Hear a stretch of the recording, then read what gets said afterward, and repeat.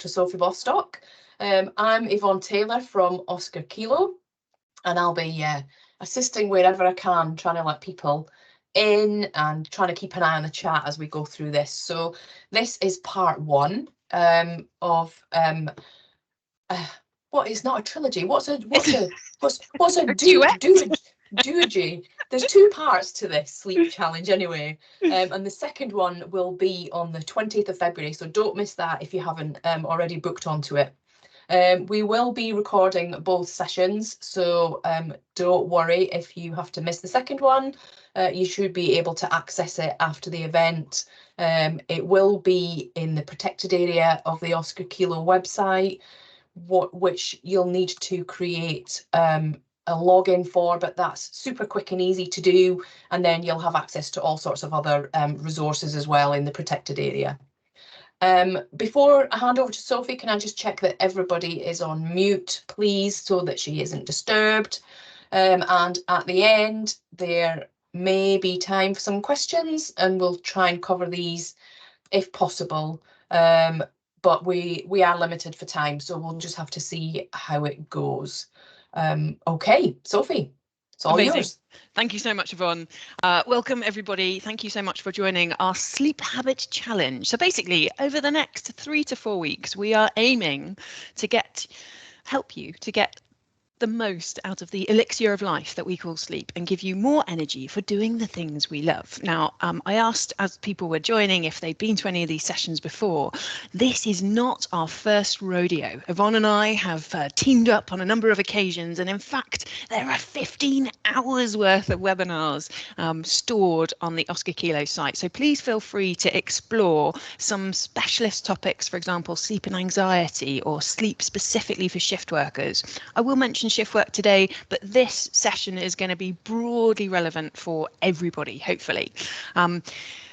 Today is more than just a webinar, I would argue. Today is about changing behavior. The goal of this program is not just to inform, to give a bit of information, but really to try and encourage you to do something differently.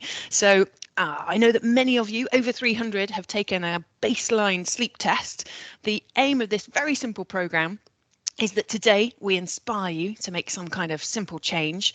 Over the next 3 weeks before our next webinar on the 20th of February, there will be a number, probably just one a week, an email from me just reminding you, nudging you to stick with your new habits. And then after the following webinar, we'll also invite you to repeat that sleep test.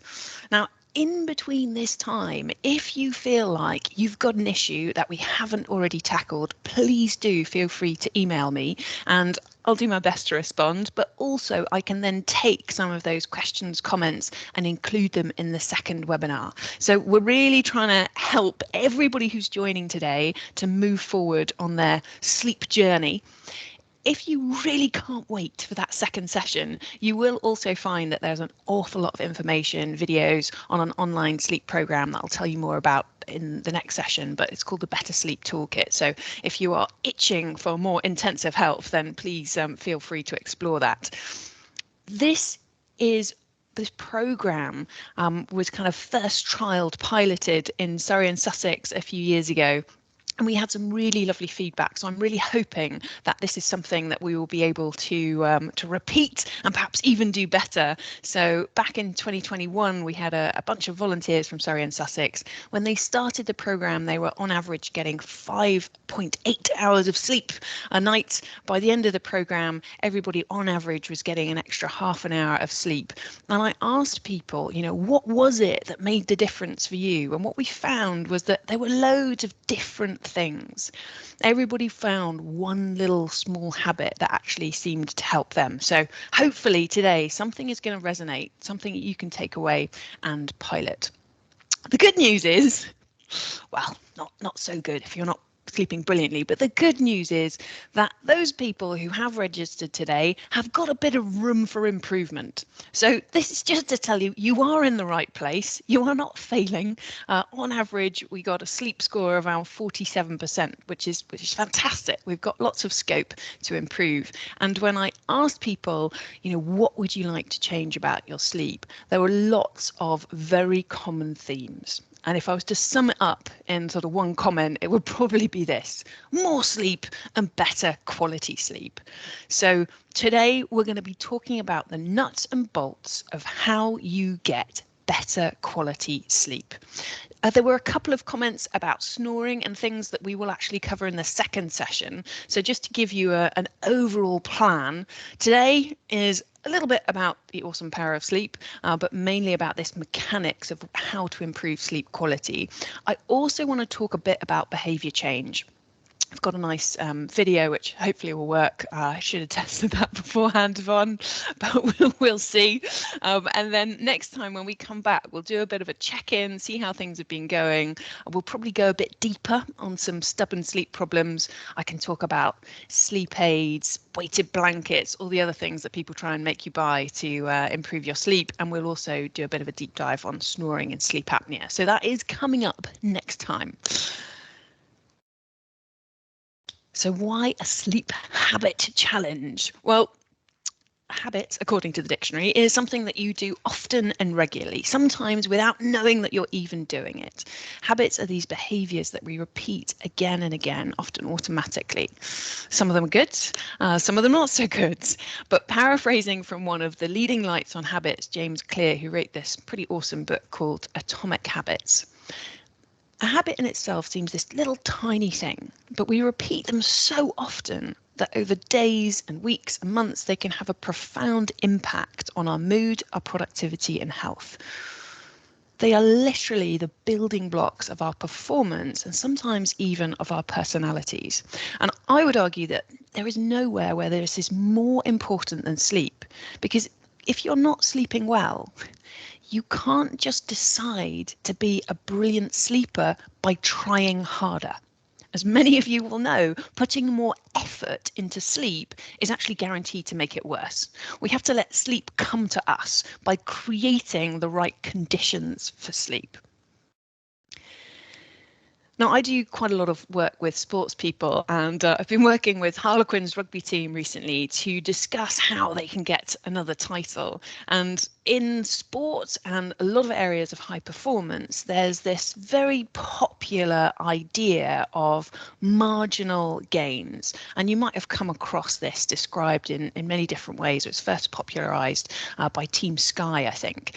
And the idea is that continuous improvement results from making small changes and improvements every day. So if you were to make a 1% improvement in some aspect of your health performance every day, by the end of the year, you would be 37 times better at whatever it was. But there is a problem with this whole theory of marginal gains. And I would argue that it's a little bit dangerous to consistently push yourself to do more without an increase in the duration or quality of recovery. It's simply not going to work. And I think the reason that many of us are feeling incredibly fatigued, incredibly burnt out, is because we're continually being asked to do more. There is more to do, there is less resource. And so we've tended to move away a little bit from recovery and just try and sort of push ourselves more. I'm sure there are many gym goers in the audience, so I'll ask you the question. This is just an example. Let's say that, your goal is to get stronger at the gym.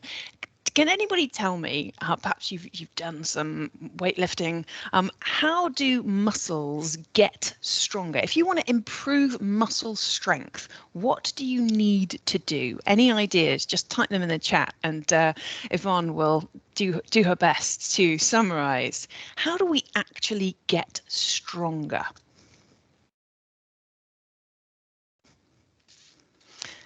Yvonne also knows that if nobody replies, then she has to reply, which puts her under a lot of pressure.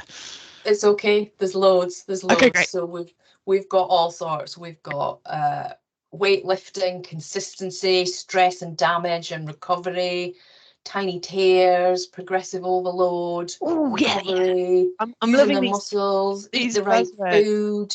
Yes. Lots and lots. Loads of replies. So anybody who obviously typed in recovery, you get bonus points. We tend to think that in order to improve performance at the gym, we've got to lift weights, and you're absolutely right. What actually happens is we cause this microscopic damage in the muscles. We put them under stress through progressive overload. We cause tiny bits of damage, metabolic stress, and then we give them a period of recovery with sufficient protein in our diet, and they will start to grow to hypertrophy as a response to this stress of training. So it is not actually the training itself that improves muscle strength. In fact, when you go to the gym, your muscles temporarily become weaker.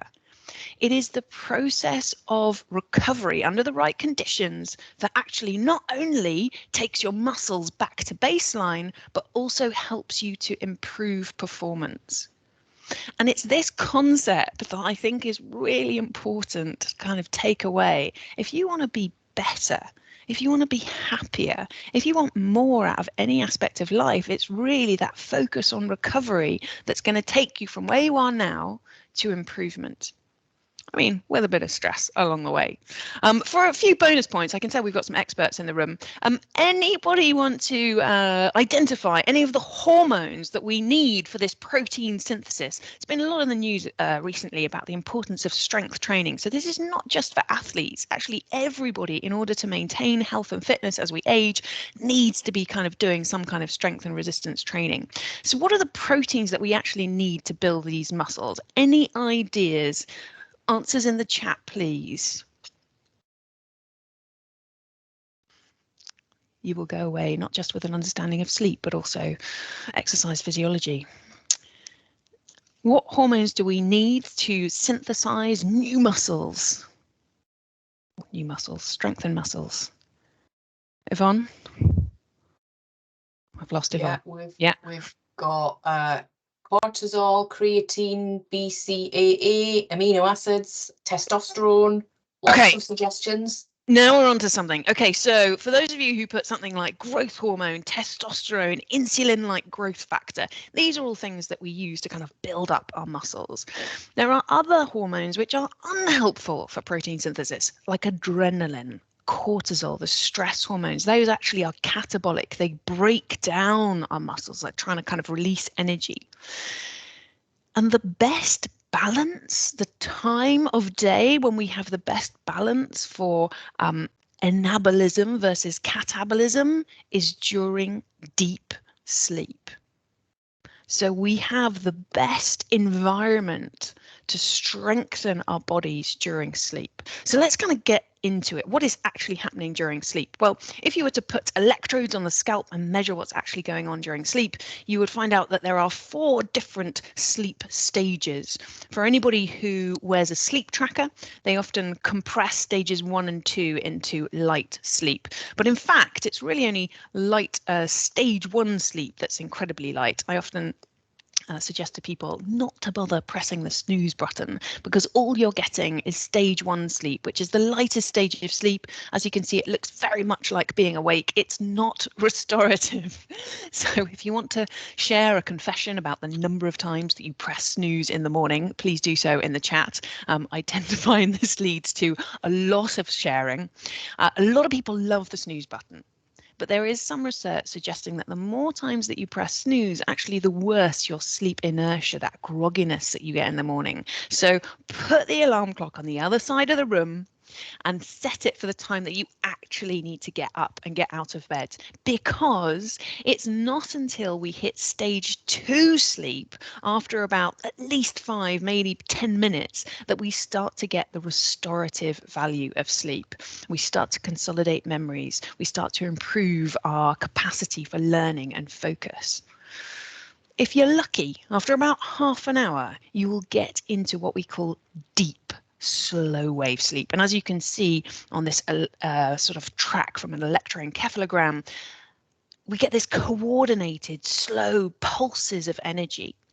And what actually happens is the gaps between the 8 brain cells open up. They allow a circulation of cerebrospinal fluid, and recent studies show that this allows the sucking out, the cleansing of the brain from nasty toxins called beta amyloid and tau, which have been implicated in Alzheimer's disease. Stage 3 is also when growth hormone really goes to work. Our immune system goes to town on kind of knocking out nasty viruses and bacteria. So stage 3 sleep, hugely physically restorative. And as you can see, you get more of it in the first part of the night. If you wake someone up from stage 3, deep, slow wave sleep, they typically feel very groggy. There were a few questions from people who filled in the survey about, do you need to wake up in a particular stage of sleep? It's not necessarily bad for you if you wake up from stage 3 sleep, but it can take a full hour to become fully alert again afterwards. Usually we naturally wake up from REM sleep, rapid eye movement sleep. And this is the type of sleep that's usually associated with dreaming. We can actually dream all night, but we do most of it in REM sleep. And as you can see, we get a lot more of it in the early hours of the morning. REM sleep is also thought to be incredibly important for emotional regulation.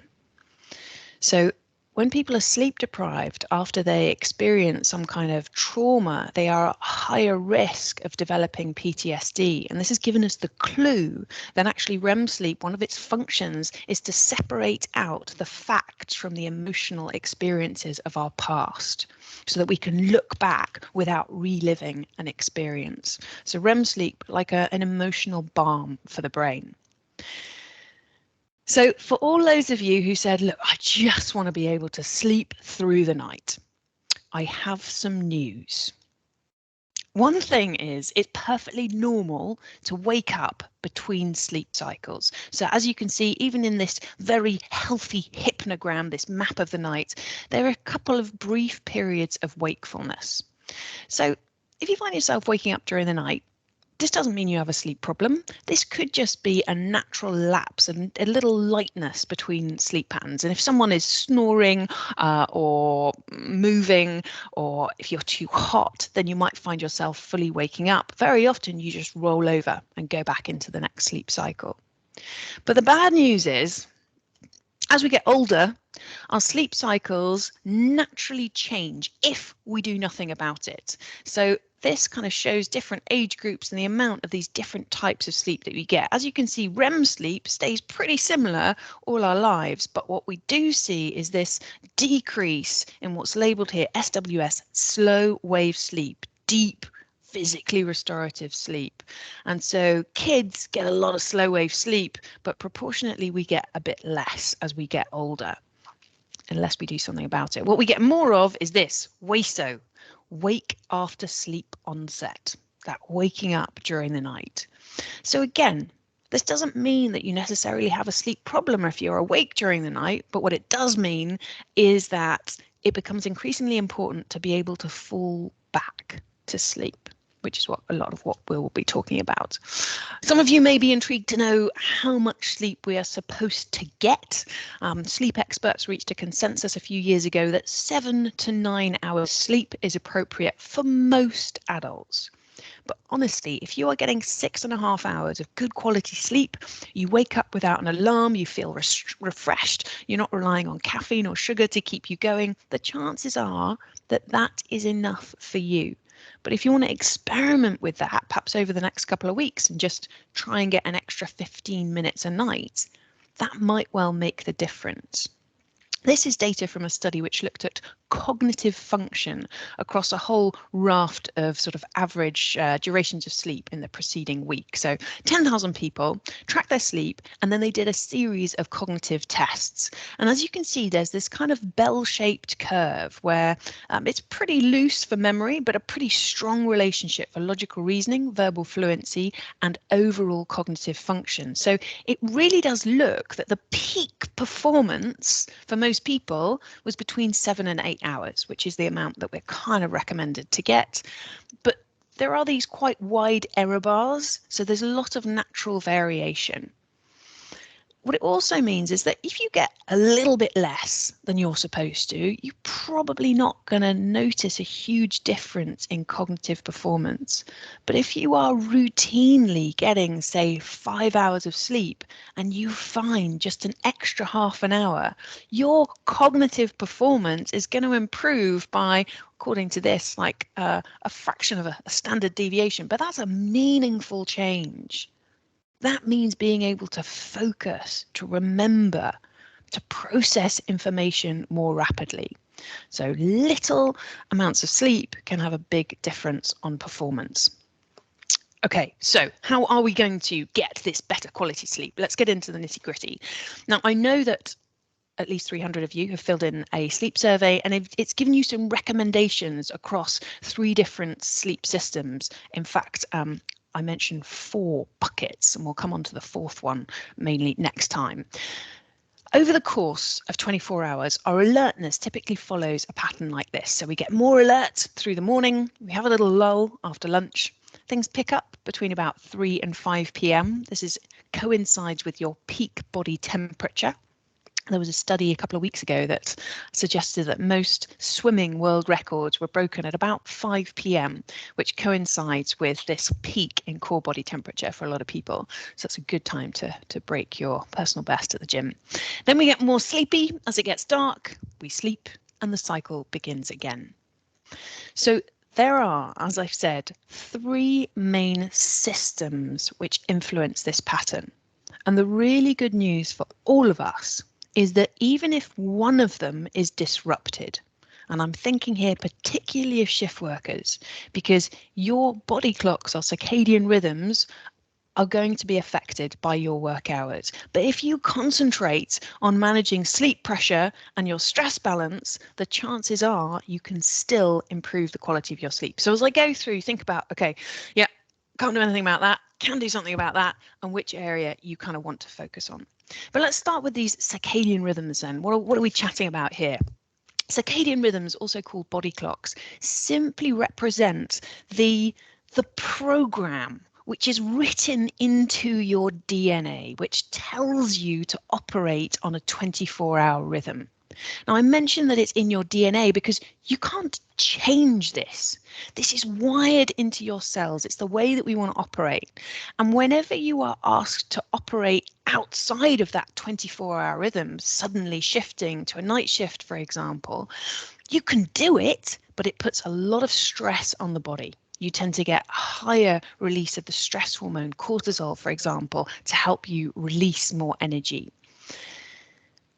In order to operate in a way that is in tune with your circadian rhythms, the ideal thing is to be able to get up at the same time every day.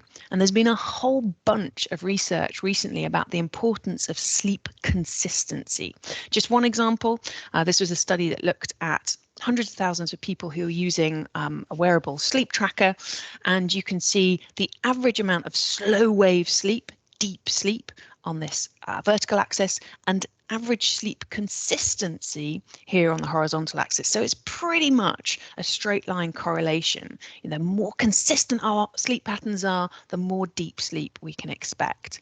And this is because our internal rhythms are being anchored on the same time zone. And this means our body can anticipate what's going to happen next. So we'll get a good uplift of cortisol just before we wake up in the morning, if we wake up at the same time every day. So for those people saying, oh, I just want to wake up with more energy, well, that energy partly comes from the brain anticipating your wake up time. So half an hour before you are about to wake up, your brain is starting to cue the release of cortisol from the adrenal glands, and you're starting to feel energized. Conversely, if you go to bed at the same time every day, an hour and a half before your usual bedtime, the brain will start to produce melatonin, the hormone that signals that it's time for sleep. You cannot just take external melatonin and expect to sleep well for reasons that I'm going to come on to. But natural melatonin release will typically happen about an hour and a half before you go to sleep if it is dark. Okay, so there are various cues that our body uses to make sure that our internal rhythms are in sync with each other, and also with the light-dark cycle of the sun, because we've evolved to be a diurnal species, to be active during daylight hours. So how do we do this? Well, bright light lands on receptors in the back of the eye, which tell a master clock that it's time to be alert. So bright light is one of the most important cues for us to feel energized. And it has to be a certain type of light. So naturally, we evolved in sunlight, and it turns out that sunlight is particularly rich in all sorts of different wavelengths of light, but it's especially strong in this blue end of the visible spectrum, which happens to be the part of the visible spectrum which melanopsin, the receptors in the back of our eye contain a pigment called melanopsin, which is stimulated by this blue light. And that tells the brain that it's time to be alert. But when we stay inside all day, we tend to get less of this blue wavelength light. So in the winter in particular, if you spend a lot of time inside or away from windows, you can end up feeling really sluggish. And part of that is simply due to a lack of sunlight. So what can you do about that? Well, a couple of things.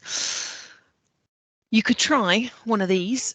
This is my wake up lights. I only use this in the winter when the light comes in through the windows. It's not such an issue, but you can set this to get automatically brighter and when you wake up in the morning, and that performs this kind of alerting function for your brain.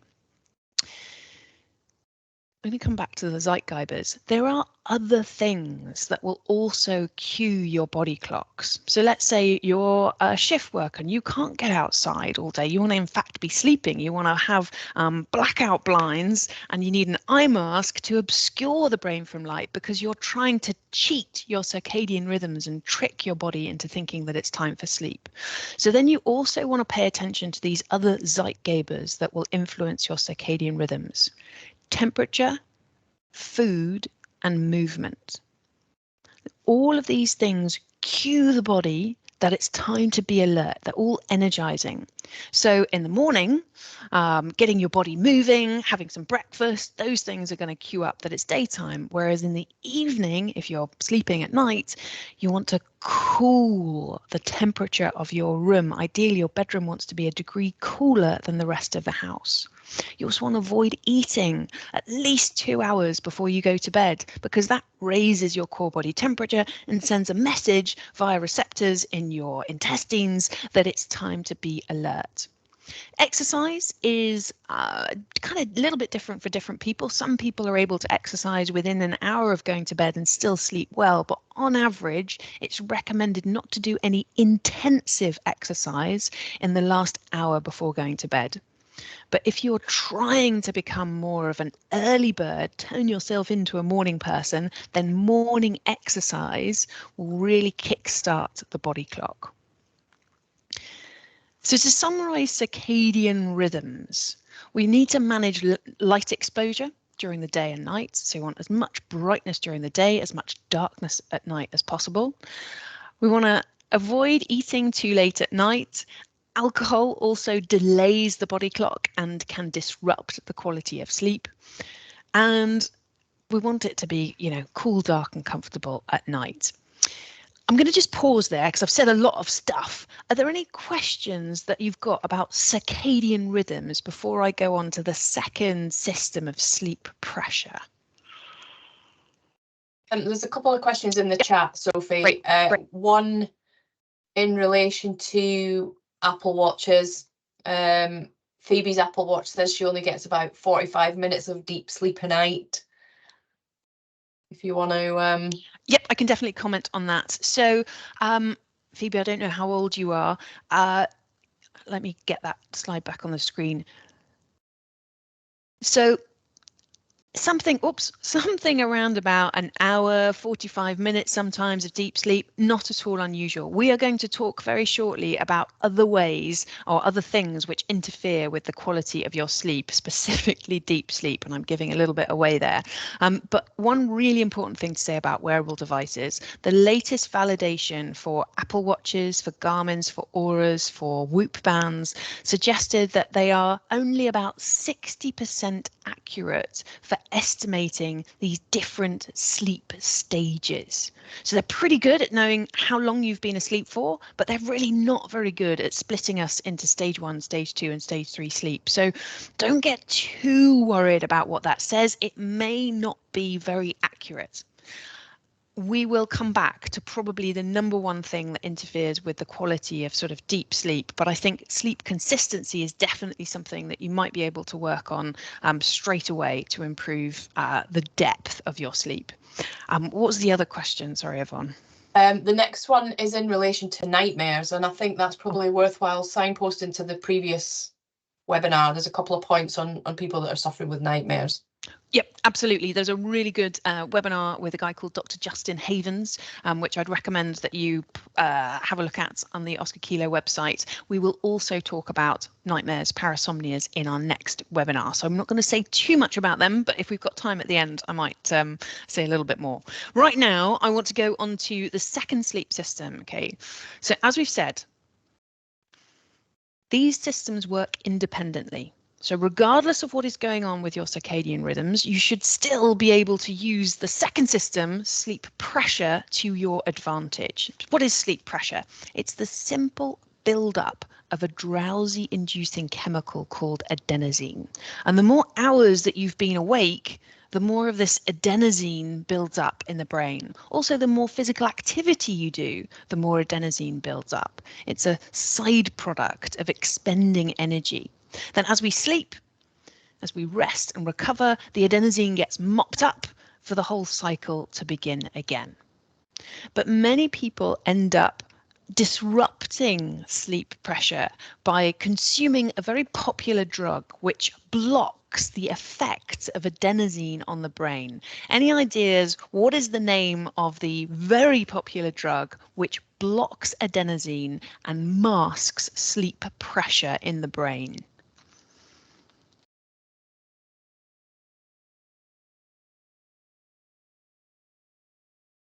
Lots of suggestions for caffeine. They would be correct. Okay, so that's exactly what happens in the brain. Basically, you've got these adenosine receptors. Usually adenosine comes in, makes you feel tired. Then you have a cup of coffee, which blocks the adenosine receptors, and the adenosine can't do its job, which is great. We get this temporary boost in alertness, but what's really happening is we're just delaying fatigue. We're delaying tiredness. So the moment that the caffeine degrades, there's all this adenosine that's been building up, which can then kind of hit you with this wave of fatigue called the caffeine crash. So I'm definitely not telling you not to consume caffeine, but I am suggesting that you moderate your consumption, be really strategic about it. From a sort of safety perspective, caffeine is a stimulant. So if you consume an awful lot of it, it can actually activate your stress response and activate the heart. So it's recommended not to have more than about 400 milligrams per day. To give you some clues, a cup of instant coffee would be about 100 milligrams of caffeine, whereas a Starbucks coffee probably about 150 milligrams. Tea is a bit weaker in terms of caffeine, so you can have a little bit more of it. The problem is, one of the problems with caffeine is that the more you drink, the more you build up a tolerance to its effect. So the brain actually starts to produce more and more adenosine receptors. And so if you want the alerting effects, you just simply keep having to increase your consumption. And when people are tired and they're not getting enough sleep, they tend to lean on caffeine a bit. And of course, that extra caffeine in the system can disrupt the quality of your sleep because you're losing sleep pressure. So a recent review published last year suggested that on average, caffeine decreases total sleep time by 45 minutes. It delays sleep onset by 10 minutes and reduces deep sleep specifically by 11 minutes. So they recommended, these researchers, that coffee, because it contains quite a lot of caffeine, should be consumed at least 8.8 hours prior to sleep. And if you're kind of using caffeine for exercise, a lot of people use these caffeine shots. That is not recommended to be consumed within 13 hours of bedtime. So some people are quite surprised by this because they say, well, look, I can have coffee after dinner. It doesn't make any difference. You may feel like that because you don't wake up during the night, but the chances are it could still be disrupting the quality of your sleep, and in particular that deep sleep. So I would seriously recommend just experimenting. If you consume a lot of caffeine, just drop it a little bit. Don't go cold turkey because you will get withdrawal effects. You'll get headaches. You'll feel fatigued. But if you just drop it down a bit, perhaps try and move your last cup of coffee so that you're not drinking caffeine after 2 p.m. or alternate caffeine and water. Just make a small change, see whether it makes a difference. The other great thing about sleep pressure is that we can actually use it to our advantage. So if you want to help fall asleep or to sleep through the night, what you can actually do is delay going to bed. This sounds a bit counterintuitive, and I'll go more into this tool of sleep restriction in our next webinar. But for now, just know that if you're waking up repeatedly during the night, experiment with going to bed half an hour later. Now, if you're only giving yourself 5 hours to sleep, this is not the technique that I recommend. But let's say you're allowing yourself 8 hours in bed currently, but you're only sleeping for 5 of them. Try going to bed half an hour later. It will build up more sleep pressure. You'll feel sleepy, but you will start, hopefully, to sleep through the night. If, however, you are just feeling really tired during the day, particularly if you've got to drive a car, please have a nap. Caffeine is pretty good. It takes about 20 minutes to have its alerting effects, but a nap, if it is safe and permitted to do so, is probably your strongest tool for improving alertness. And a 20-minute nap will typically improve your alertness for 2 to 3 hours, even under the effects of kind of sleep deprivation. So tactical napping is definitely something that I would recommend. Okay, so we've covered 2 sleep systems. I'm going to move on to the third, which is probably for a lot of us the big one, stress balance. Now, lots of people, you will have heard of stress. We know a little bit about stress. If, for example, somebody was kind of pretty relaxed, this is a photo from a photo that I took on a big canoeing expedition a couple of years ago, and it was generally quite relaxing. As you probably know, most of our automatic processes, like our heart rate and our breathing rate, are controlled by 2 different arms of something called the autonomic nervous system. So we've got the sympathetic, or fight or flight, which helps us kind of respond to threat and danger. And we've got the parasympathetic, or rest and digest system. And at any one time, we're kind of accessing one of those arms of our autonomic nervous system. So in one particular evening, we were sitting around the campfire, and my friend Tom suddenly, as he rose, saw something in the undergrowth and murmured, "Bear." At which point, the part of Tom's brain responsible for switching on the fight or flight stress response unleashed this cascade, this reaction to help him prepare for that danger. So increase in heart rate, blood pressure, muscle tension, using the hormones adrenaline and cortisol to release glucose into the bloodstream and fire him up for action. This is an absolutely adaptive response if you want to run away from a bear. Absolutely not what you want to happen right before bed. So what actually happens is we mess with our normal circadian rhythm. I mentioned cortisol usually peaks first thing in the morning, melatonin usually peaks at night. But if you get stressed by something in this last couple of hours of the day, perhaps in the afternoon, and your stress levels remain high, then what's going to happen? Well, it's going to interfere with the quality of your sleep, because cortisol either delays or suppresses melatonin. So your body is not ready for sleep.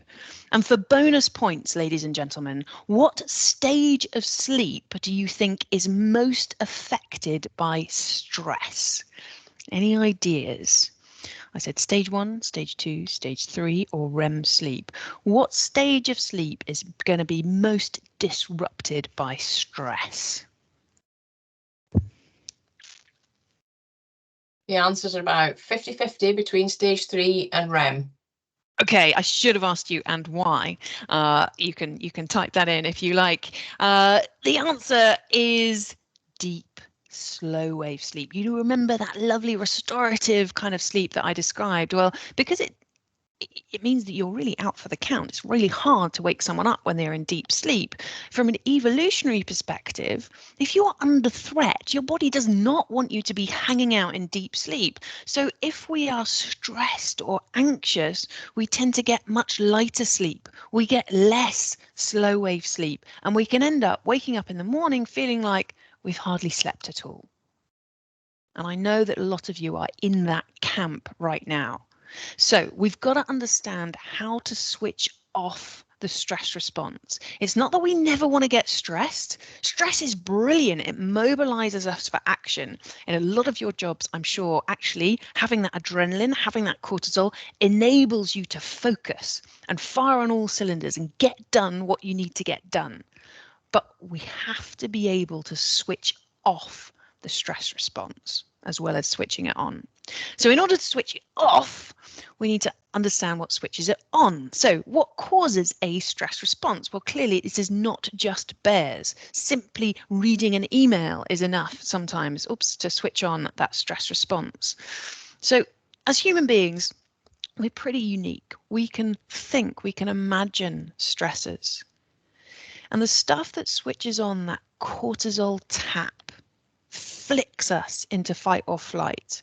Can be threats to our survival, can be threats to our status, anything that might see us excluded from the tribe. A great example here is public speaking. A lot of people have this instinctive kind of fear of public speaking.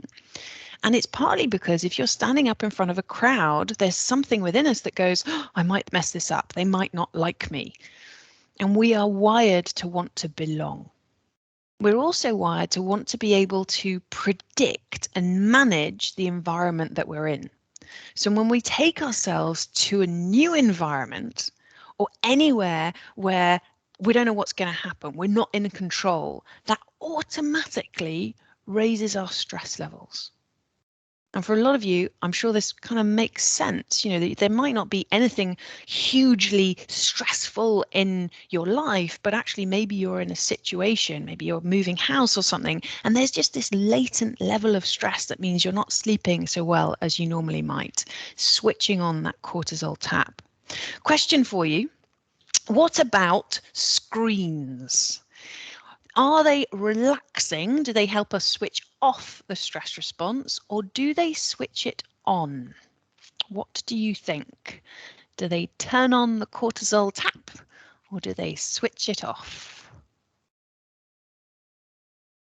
Yeah, everyone's in agreement that it turns it on. Okay. Although we tell ourselves very often before we go to bed that we're just going to, they're going to flick away on our phone to help us relax, to help us distract from the thoughts of the day. But the default state of the brain is a sort of daydream. When we pay attention to something, it comes at a cost. It's the same reason that, it's kind of draining being on a webinar. You need a break sometimes. A flow of new information activates our executive control center, which needs energy. And when we're tired, we rely on cortisol to keep this energy drip going, to keep the cortisol flowing. And if you're multitasking, it's even worse. You're kind of flitting from one thing to another. Studies have shown that your cortisol levels are higher when your phone is in sight or nearby, when you hear it, or even when you think you hear it. So if that doesn't encourage you to keep your phone in another room during sleep, I don't know what will. But some other ideas for switching off the stress response, and we are all different. So this stuff, it has to be things which you personally find relaxing. That's an important point. So let's go through them. A couple of ideas for managing that stress balance, for switching off the stress response before bed. First of all, I've just said that feeling out of control or in an unfamiliar environment switches on the stress response. So the more that you can do to make your entry to bed predictable and create a sense of control, the better. So this is the idea of the bedtime routine for kids. We need a bedtime routine for adults as well. We want something that is relaxing, predictable, enjoyable. A warm bath is ideal. It has a particular added element for our circadian rhythms that when you lie in a warm bath surrounded by warm water, your body actually tries to cool you down by sending more blood flow to the extremities, which end up looking pink. Then when you get out of the bath, you've got this blood flow to the skin and you expend heat very easily. And so your body temperature cools even more. So a warm bath is a great part of your wind down routine. The next thing is relaxing is not just for the evening. I know for a lot of people it is. You wake up, you race around, get to work, you race around some more, you race home again, you eat. You finally have time to get into bed. And for some people, that is the first time that they've been able to pause all day. And the problem with that is your cortisol tap is on all day long. So the more you can give yourself breaks to interfere with that continuous flow of the stress response, the better.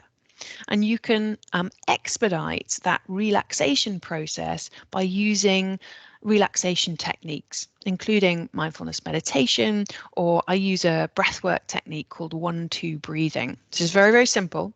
All you do is breathe in through the nose for a count of 1, pause, and breathe out for a count of 2.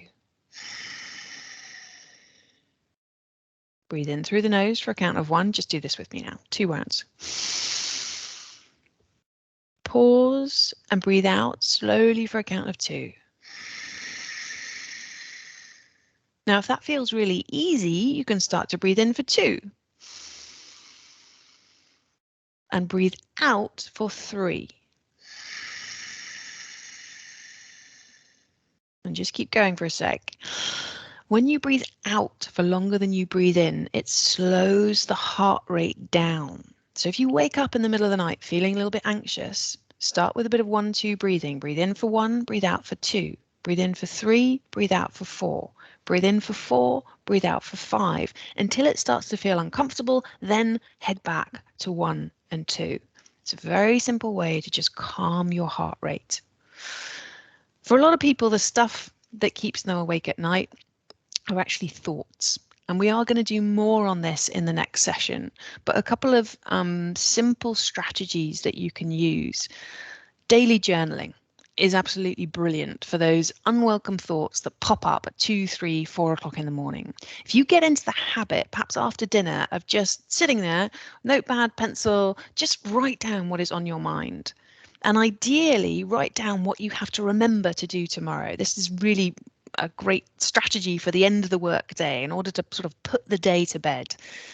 There was one study that showed that people who wrote a to-do list fell asleep faster, 10 minutes faster, than people who just reflected on what had happened that day. So trying to download some of the, oh, I must remember this, onto a page, and doing that habitually can help to free up mental space. And then a last technique that I wanted to share with you that people often come back and go, oh, that was really helpful. So I just wanted to make sure that I include it, is called thought blocking. This is particularly helpful if you wake up in the middle of the night, you know there's a chance that some tsunami of thoughts are about to hit you. Just say to yourself the word the. 2 seconds later, say it again. The. The. The. The. It is really, really boring. And that's the whole idea. It can be just enough to mask other thoughts. So that's one that's worth experimenting with. Now, for those of you who did the sleep test, you will have had some feedback about your different sleep systems. I realise I haven't discussed sleep perspective or identity. We will come on to that next time. But hopefully you got a list of things that were kind of recommended. Now, alongside this webinar, because I'm going to allow time for questions, there is a handout. I will send this to you tomorrow. We'll make sure it goes out with the recording as well. And it walks you through step by step how to kind of narrow down onto one habit that you could stick to for the next couple of weeks. So I'll just very, very quickly do this. And while I do this, please do type in your questions and Yvonne will throw some at me in just a second. But let's imagine there's all these things that you could do to change to improve your sleep. What I'm going to suggest that you do is, whether you do this sort of practically or just in your mind, is think about which of them could have the highest impact and which of them could be easiest to do. So I kind of map these out. For example, winding down before bed, that's going to have a high impact. That's going to be really good for winding down your stress response, and it's pretty easy to do. For some people, drinking less caffeine might be quite hard. Maybe it's easy, but if you don't drink much caffeine anyway, it's not going to have a very high impact for you. What we are looking for are clearly the behaviors that are going to have high impact and really easy to do. And then once you've identified what the habits might be, think about what your prompt, what your trigger could be. Because one of the major problems in behavior change is that we don't have a trigger at the right time. So these are all sort of examples of behaviors that you might choose and some suggestions for what might be your prompt. And ideally, we want our prompt, our trigger, to be something that we always do every day, so that we can anchor the new habit on an existing habit. So the end of the handout talks you through kind of writing a sleep habit plan. I imagine for a lot of people, bedtime procrastination is a bit of a thing. You end up scrolling through social media late at night. You're kind of just looking for a distraction. But actually, when you're tired late at night, that is not the time to try and break that habit. That habit is there because you've still got your phone in your hand at 10 o'clock at night. So we've got to kind of prepare for 10 o'clock at night and make sure that the phone is in another room. So for example, leaving it in the kitchen, cueing everybody in your household to do the same at like 9 o'clock. And then the final kind of piece of the jigsaw is to try and track the new habits using a sleep diary and habit tracker. There is a template for this in the handout. I'd suggest just for the next 3 weeks that you print out a copy, keep it somewhere visible for you as a bit of added incentive, because every time you tick the box for whatever habit you've chosen, you're going to feel good. And when we feel good, we wire it into our brains and we want to repeat it. Okay, so all of that is in the handout, I absolutely promise. Let us go on to questions. I'll leave the some of the habits on the screen. Yvonne. Yeah, thank you, Sophie. Loads of chat and questions in the sidebar, Right. which is brilliant. What I will say though is there's lots of things that are asked in there that we've covered before. So if anyone missed it at the beginning, there are lots and lots of webinars already recorded and in the protected area. There we go. Thanks, Sophie. In the protected area on the Oscar Kilo website. So things such as anxiety, the nightmares that we've mentioned, menopause, lots and lots of things covered in there. So do visit that and have a look at those. A couple of the things that I'll pick out in terms of daylight. There was a question early on about sitting by windows in the office and Yep. and the difference between the daylight. So what's the best option? Oh, that's one of my favourite studies. There's a study in 2020 by Boubekri et al., and there's a couple of them. And all they did is they compared people who were in offices either with a window or with no windows. And I do quite a lot of work for the military, and they are notoriously bad for having terrible workspaces that don't have any windows. I mean, sometimes for good reason. But what they found was that people who work right by a window tended to get 40 minutes extra sleep each night. And it's because that window is reinforcing your circadian rhythms, exposure to natural light. So if you hot desk and you have the option to sit by a window, always choose the window seat. If you can't, for whatever reason, then do your best to take breaks outside if you can. If you can't get outside, you can also use I've only got my light alarm clock with me, but it's a similar idea. You can use very bright lights. We call them SAD lamps, seasonal affective disorder lamps. And they emit 10,000 lux, which is kind of the same as you'd get by walking outside on a summer's day. And so the idea is just that we're using bright light as a cue to regulate your circadian rhythms. Moving very nicely on to the next questions in terms of, do you have any recommendations for the lamps or the sunrise alarms? Yeah, so obviously, I would always aim for a something that's just been sort of validated in some way. So look for what's called a CE mark. This suggests that it's kind of safe and it does what it says on the tin. I'd look at like John Lewis, because there's always a money back guarantee if you're not happy with it. But there's a couple of brands. This light alarm clock comes from Lumi. They have a whole range. They're a British company and they have a money back guarantee. And there's also a brand, a German brand called Beurer, Beurer, which I know, pretty inexpensive, sad lamps. But people like Philips, these recognizable brands, just so long as it's got a CE mark, that's what we're looking for. Fabulous. Gail has suggested the gratitude app, which is interesting. So that prompts her at 9 p.m. to reflect on something from the day or the week, and that helps her, and it's free. So I absolutely love that, Gail. Thank you so much. I actually skipped over diffusing stress with gratitude. Gail, you're absolutely right. One of the best ways to get rid of negative thoughts is just to focus on some positive ones. And gratitude has this incredibly stress relieving impact. It's very difficult to feel stressed and grateful at the same time. And 3 good things is a very popular thing. I did a talk not long ago, and a Norwegian came up to me at the end and said, Sophie, I like your 3 good things, but 3 is not enough. We did a study, and you need 10. And the reason, his rationale was, if you, before you go to sleep, you think about 10 things that you're grateful for, it's really hard. And you find yourself going, oh God, well, there was that sandwich, and you start to think about things in your day that you might not have otherwise recognized. And then the following day, you're starting to train the brain to look for things that you're grateful for. So whether you have time for 3 or for 10, I would say that, yeah, definitely focusing on gratitude can be helpful. I do 3 good things before I go to bed with my boyfriend's kids, and it usually puts them in a good mood before they switch out the light. okay, and very last, because we've only got a couple of minutes left. So in regards to going to bed approximately 30 minutes later, if you find yourself waking a lot during the night, would this still be recommended when you have sleep disruptions like children waking up through the night and those kind of things?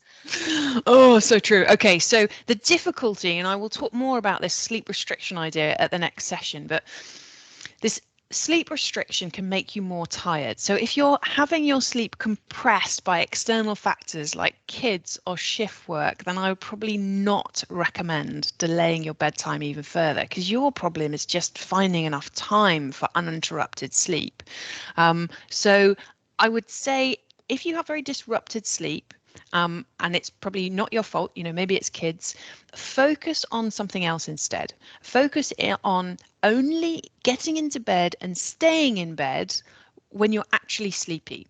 So let's say the kids come in and wake you up, and you're trying to get back to sleep and you just can't, and you've been awake for 15 or 20 minutes, you just can't fall back to sleep, and you're starting to get frustrated and you're starting to get worried about what happens tomorrow. At that point, get up, get out of bed, go somewhere else in your home, read a book, watch a movie, listen to music, just chill for a while, forget about going to sleep. Yes, this might make you a bit more tired the following day, but it stops what we call a negative bed-sleep connection. Again, I'm going to go into this more next time, but our whole goal is to create a positive association between you and your bed and sleep, because then every time you go to bed, you'll start to feel positive, you'll start to feel relaxed, and you'll get into the habit of sleeping through the night. Brilliant. Thank you, Sophie. So we're right on 12 o'clock. We'll call it a day there. Next one is on the 20th of February. So if you've not registered already, feel free to do so and join us for part 2. Thank you, everybody, for your time today. Thank you very much. Thanks, Sophie.